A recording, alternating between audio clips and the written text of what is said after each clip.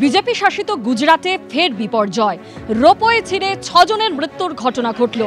ইমারতি সামগ্রী ওই রোপওয়েতে ট্রলিতে করে নিয়ে যাওয়া হচ্ছিল এবং সেই সময় হঠাৎ করে রোপওয়ে ছিঁড়ে যায়, মাটিতে পড়ে যান 6 জন। তাদের মৃত্যু হয়েছে বলে জানা যাচ্ছে। 2 শ্রমিক, 2 লিফট অপারেটর সহ 6 জনের মৃত্যুর ঘটনা ঘটে।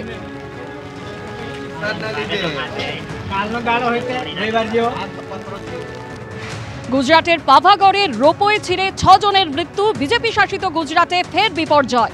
ইমারতি সামগ্রী নিয়ে যাওয়ার সময় ছিঁড়ে পড়ে রোপওয়ে।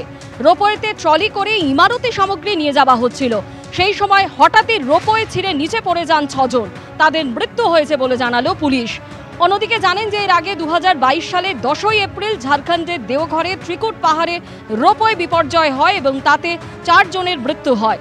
বায়ুসেনা, এনডিআরএফের 46 ঘন্টার চেষ্টায় উদ্ধার করা হয় বাকি পর্যটকদের।